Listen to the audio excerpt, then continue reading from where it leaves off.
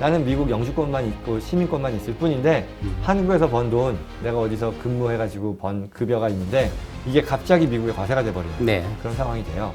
그래서 그걸 해결하는 몇 가지 방법이 있는데요. 이민을 가면은 한국에 계좌가 엄청 많을 거 아니에요. 정권, 주식, 보험 막 엄청 많을 거 아니에요. 네. 일로 빼놓고 또 신고하는 경우도 있잖아요. 몰라서 그런 경우도 나중에 어떤 문제가 생기지 않나요? 그런 질문도 많이 받긴 합니다만 제가 드리는 답변은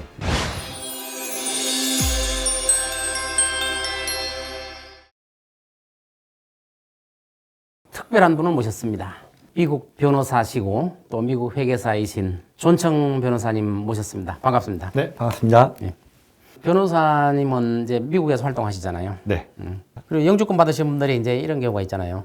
미국에 자녀만 보내놓고 한국에 와서 거주한다. 영주권자인데 그러면 한국의 소득을 미국에 보고를 해야 되느냐 하는 거 하고 또 미국의 소득을 한국에 보고해야 되느냐 이 케이스에 따라 다를 것 같은데 거기에 대해서 설명 좀 해주시죠. 미국에 살 때와 한국에 살 때 영주권자가. 네. 이게 굉장히 종합적인 질문을 해주셔서 이게 짧은 시간에 얼마나 해결할 수 있을지 모르겠지만 제가 보통 이제 이 한국에 나오면 한국에 거주하는 미국 사람들 또는 해외에 거주하는 자녀를 둔 또 한국 부모들 뭐 이런 분들을 대상으로 한 지금 회장님이 궁금해하시는 그런 컨설팅을 합니다. 네. 세미나도 하고요. 근데 이게 그것만 해도 몇 시간을 하는 일이다 그렇죠. 보니 한데요. 그래서 한번 최대한 짧게 얘기를 하자면 일단 신분을 갖게 되면요. 네. 미국의 신분을 내가 갖게 되면 미국 세법상 거주자가 됩니다. 네. 그러니까 한국도 어쩌면 이 영상을 보시는 분들은 한국에 계속 계셨기 때문에 그런 생각을 해보지도 않으셨을 수도 있지만 세법상 거주자냐 아니냐를 판단하는 기준이 있어요. 네.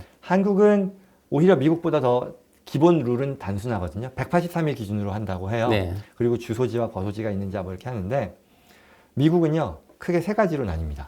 시민권자이면 무조건 세법상 네. 미국 거주자. 영주권자면 90%라고 할게요. 90% 역시 세법상 거주자. 그렇지 않고 둘 다 아니면서 미국에 183일 이상 체류한 사람들도 거주자가 됩니다. 네. 여기 계신 분들은 지금 사례는 한국에 살면서 미국의 영주권이나 시민권을 받고 있는 그런 사람이라고 했을 때에는 네. 기본적으로 한국도 거주자가 되고요. 미국도 거주자가 됩니다. 그럼 양쪽 거주자가 되는 거예요? 그럼 그렇습니다. 소득 신고나 또 금융계좌 신고가 좀 복잡해질 수 있겠는데요? 그렇죠. 그래서 일단 먼저 소득 신고를 놓고 보면 한국은요, 당연히 한국인으로서 뭐 차이가 없이 신고를 하는 거고요. 근데 이제 미국과 관련해서는 미국의 세법상 거주자가 되어버렸잖아요. 네. 그러면 미국의 세법이 거주자들에게 요구하는 것은 월드와이드 인컴 텍스예요. 그러니까 미국에서 버는 돈뿐만 아니라 해외에서 버는 돈도 미국에서 과세하겠다라는 거거든요. 네. 그럼 이걸 적용하면 황당한 상황이 되는데 나는 미국 영주권만 있고 시민권만 있을 뿐인데 한국에서 번 돈 내가 어디서 근무해가지고 번 급여가 있는데 이게 갑자기 미국에 과세가 돼버리는 네. 그런 상황이 돼요. 그래서 그걸 해결하는 몇 가지 방법이 있는데요. 첫 번째는 가장 대표적인 것으로 이 외국 납부세 공제라는 게 있어요. 네. 이게 뭐 어려운 컨셉은 아니고요. 미국이 그 나라의 거주자들에게 야, 네가 어디서 돈을 벌건 미국은 과세할 거야. 왜?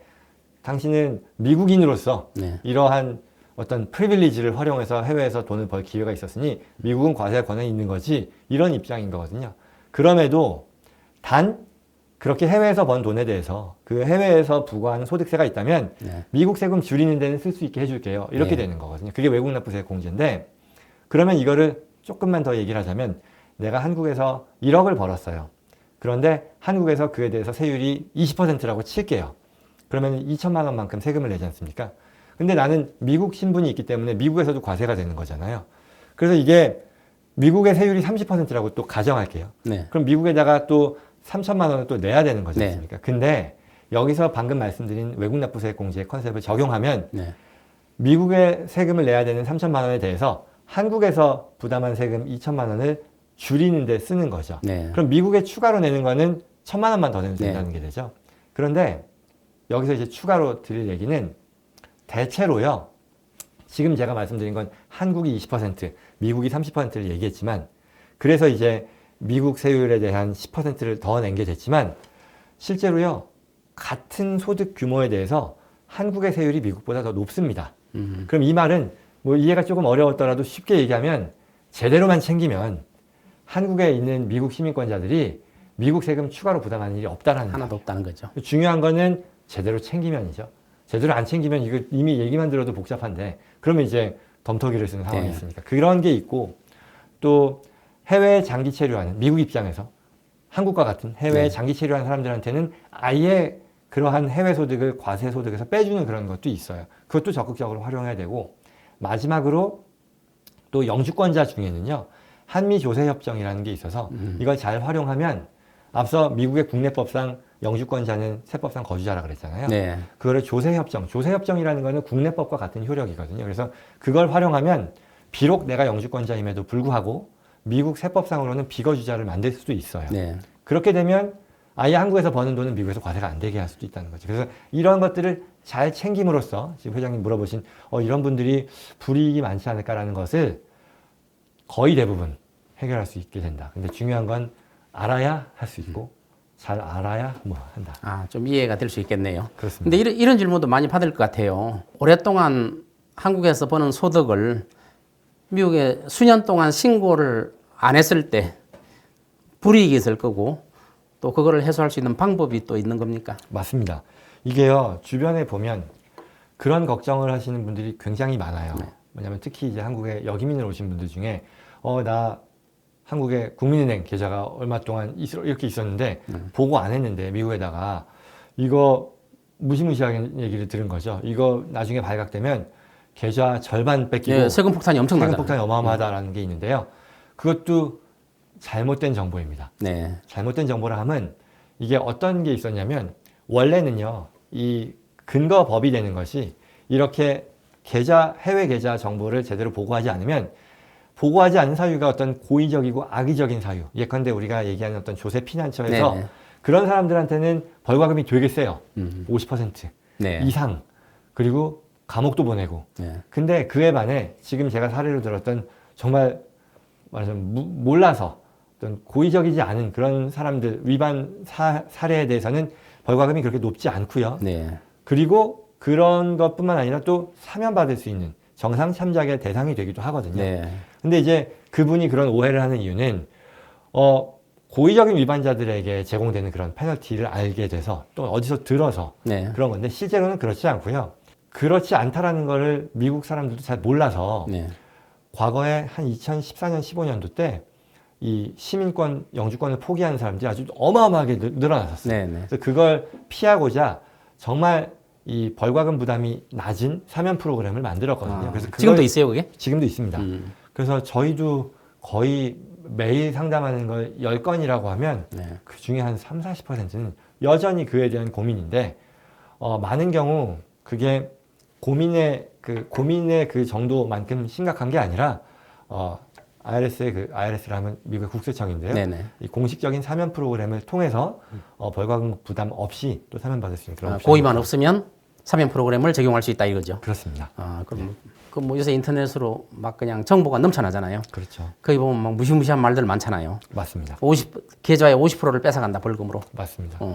그런데 두려움을 느끼고 그동안에 오랫동안 소득 신고를 안 했던 분들 또 계좌 신고를 안 했던 분들이 끝까지 안 하는 경우도 있잖아요. 그렇죠. 그래서 이제 하긴 해야 되겠네요. 몇 년 지나도. 그렇죠. 이게 특히 많은 경우 이게 뭐 그냥 나 영주권 포기하고 시민권 포기할래라고 하는 그런 경우도 있지만 그걸 굳이 제가 또 이빠른 소리를 한다 그러면 그렇게 포기한다는 것이 과거의 위반을 덮어주는 건 아닐 것이고 그리고 그보다 더 중요한 것은 오늘 얼마나 그 얘기를 할 수 있을지 모르겠지만 미국 법이 제공하는 여러 제도상의 혜택들이 있거든요. 미국에 투자를 해서 또 그거를 가장 뭐 세무상 유리한 방향으로 또 다음 세대로 넘기는 그런 것들을 할 수 있는데 네. 그러려면 이 해당 자산이 수면 위로 올라와야 되는 거니까 그렇죠. 그리고 또 오해와는 달리 많은 경우 그런 부담을 최소화하면서 또 수면 위에 올릴 수 있는 그런 옵션이 있으니까요. 그걸 확인하는 게 좋겠죠. 그리고 영주권이나 시민권을 함부로 포기할 수 없잖아요. 포기하면은 또 영주권 포기세, 또 시민권 포기 이런 세금도 있잖아요. 그렇죠. 엑시텍스를 말씀하시는 네네. 건데요. 그것도 맞습니다. 그게 이 영주권을 포기한다면 시민권을 포기한다 그러면 이게 앞서 얘기했던 거주자들에 대해서 월드와이드 인컴택스 하는 것과 비슷한 성격인데 미국의 입장은 이런 거죠. 당신이 시민권을 포기하는 건 오케이. 네. 그런데 당신이 가지고 있는 이 세상에 가지고 있는 이 자산들의 네. 가치가 올라간 부분은 당신이 미국 사람이었을 때 그만큼 가치를 올린 아, 거니까. 1억을 얻었을 때. 예, 그러니 이거는 세금 내야죠. 포기할 때 하더라도 세금 내고 포기하세요. 이런 컨셉이라서 시가평가를 한다는 거죠. 네. 그래서 마치 이게 매각된 것으로 간주해서 그만큼에 대한 양도세를 부과하고 그래야 영주권, 시민권을 포기할 수 있게 해준다. 이런 얘기인데요. 그거 역시도 사실 좀 잘못 전달된 정보가 많이 있긴 합니다. 네. 이게 엑시텍스 폭탄이다라고 얘기하는데 꼭 그렇지는 않고요. 실제로 그 세금을 내는 분들이 있었습니까? 그럼요. 영주권 포기세, 시민권 포기세 이런. 예. 이게 원래는요. 시민권이나 영주권을 포기할 때 네. 마지막으로 세금 신고를 할 때 그 엑시텍스와 관련된 양식을 같이 네. 작성해서 그걸 접수하게 되어 있습니다. 네. 예. 뭐 생각보다 그렇게 세금이나 이런 것들이 또 벌과금이 엄청나다 이런 뭐 말들이 인터넷에 돌아다니고 있는데 생각보다 그렇게 막 무시무시한 건 아니네요. 뜯어보면은 그러니까 고의가 없으면은.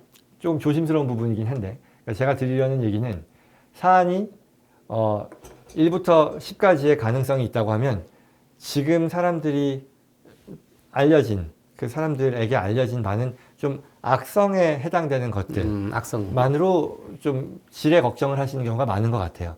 그래서 평가를 해보면 그렇지 않은 경우들도 충분히 있고 네. 그렇지 않은 것으로 우리가 평가할 수 있다면 그런 케이스들에 대해서는 충분히 벌과금 부담 없이 사면받을 수 있다는 네. 그런 얘기겠죠. 저희는 악성에 대해서도 합니다.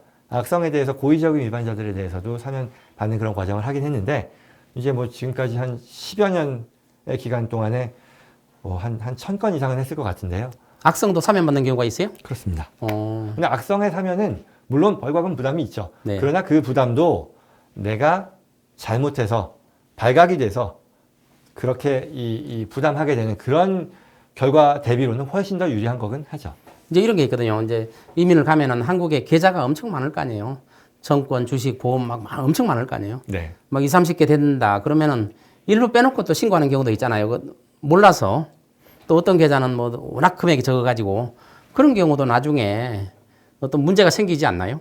이런 것 같아요. 그러니까 그런 질문도 많이 받긴 합니다만 제가 드리는 답변은 이게 해외 자산 신고라고 하는 것은요. 단순한 정보 보고거든요. 네. 그러니까 내가 계좌가 몇 개 있느냐에 따라 내가 매년 보고할 때 거기에 뭐 페널티가 붙는다거나 피가 있다거나 아니면 거기서 그 자체로 미국이 무슨 이상한 나라도 아니고 네. 내가 금융자산이 얼마 있다고 그거에 대해서 뭐 세금 내고 이런 건 아니거든요. 네. 단순 정보 보고이거든요. 네. 그런 면에서 회장님 질문에 대한 답은 몇 개 뺀다고 해서 그게 어마어마한 상황이 되느냐 그건 아닌데요. 네. 한편으로는 이 자체가 내가 가지고 있는 해외 금융자산을 자진해서 보고하는 그 의무란 말이죠. 네. 그리고 그걸 정보 보고만 제때 한다 그러면 우리가 좀 아까 얘기한 무슨 뭐 사면이다 이런 거 애초부터 해당 사항이 없어요. 네. 정보 보고에 지나지 않으니 굳이 그거를 일부러 누락해서 보고하지 않을 생각을 할 필요는 없다는 네. 얘기겠죠. 우리 변호사님의 좋은 말씀 들었습니다. 감사합니다. 네, 감사합니다.